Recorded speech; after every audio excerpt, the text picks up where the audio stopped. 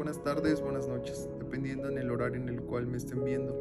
Mi nombre es Eduardo Martínez Carrera. Actualmente estudio en la Universidad IESPRO, cursando la maestría en Educación Especial. El día de hoy hablaremos de un texto muy interesante que se llama Entre lo emergente y lo posible. Desafíos compartidos en la investigación educativa de la maestra Oropesa López.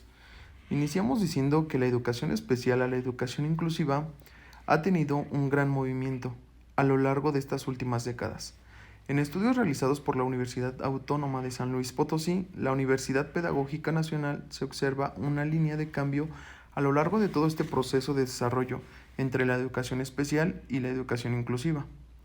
Hablaremos de la línea denominada Escuela y Diversidad.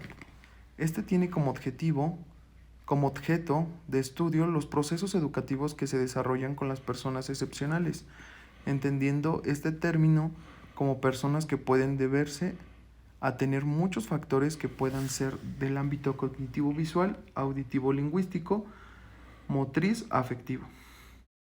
A personas que son con capacidades diferentes, discapacitadas o débiles, en alguna de las áreas en las que hemos estado hablando.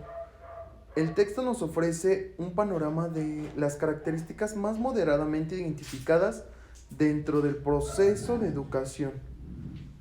Para las personas excepcionales, ubicado el concepto de discapacidad, las formas de atención y los propósitos y los términos utilizados dentro de cada una de ellas para referirse a las personas que hoy tenemos a bien llamar excepcionales.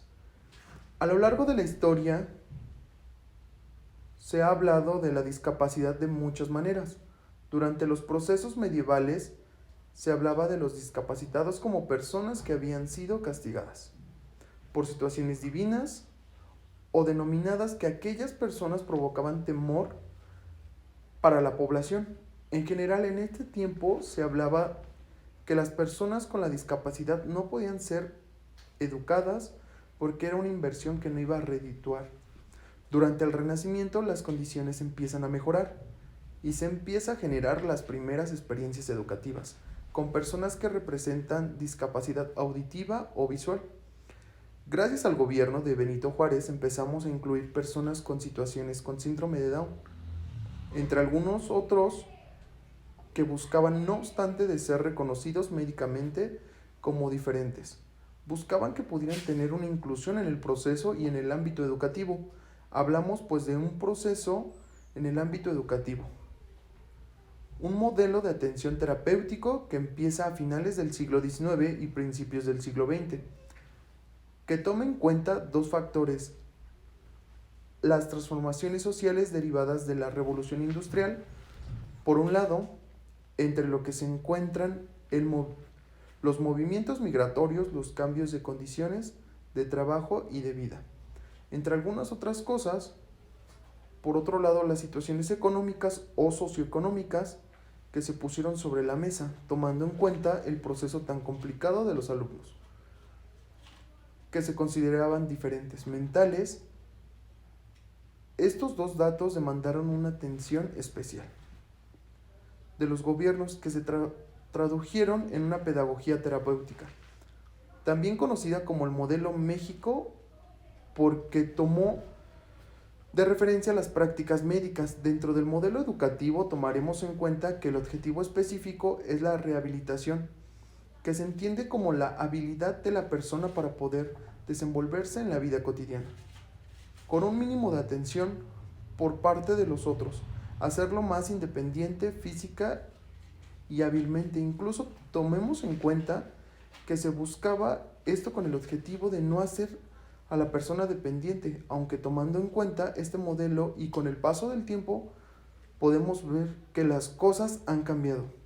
También es cierto que seguir trabajando con las personas con alguna discapacidad nos sigue dejando muchas cosas que desear, porque no tenemos las capacidades específicas para poder entender a estas personas especiales, malmente llamadas, porque todavía se siguen sintiendo rechazadas, que se les tiene lástima y que incluso las llegamos a marginar,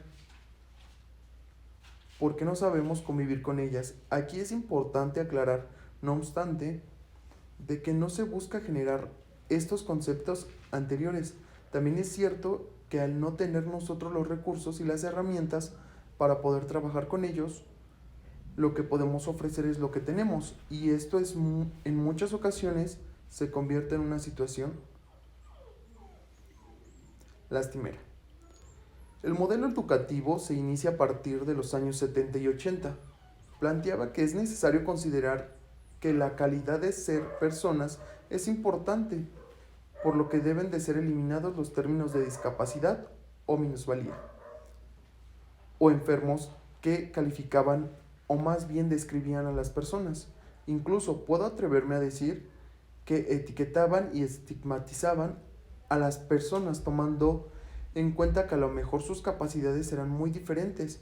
Si vemos esta situación, no solamente son capacidades diferentes las que tienen ellos, sino incluso nosotros.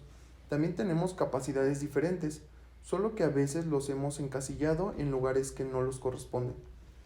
Se considera que la discapacidad no solamente se de quien la padece, sino que incluso de su entorno.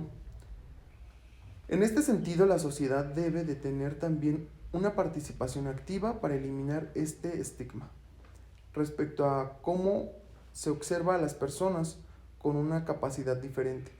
Dentro de la educación y la formación para su desarrollo,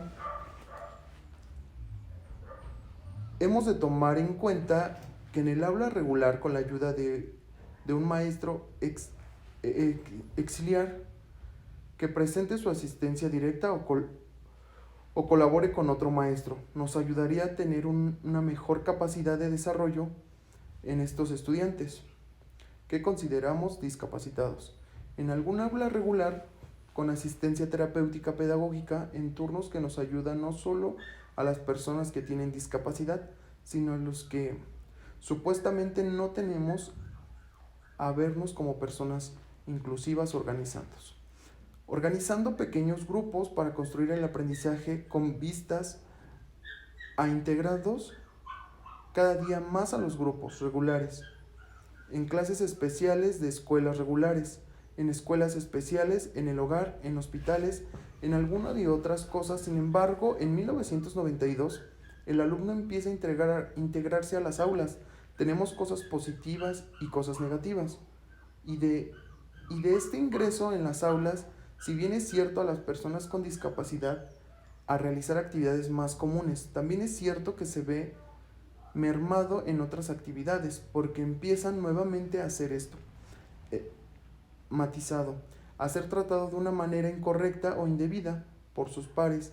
Debemos de tomar en cuenta el modelo integracionista, donde no solamente vemos la discapacidad del alumno y aquellas limitaciones que tiene, sino tomamos en cuenta los valores y aquellas actividades específicas que tienen, que pueden desarrollar para que entonces podamos hacerlo brillantes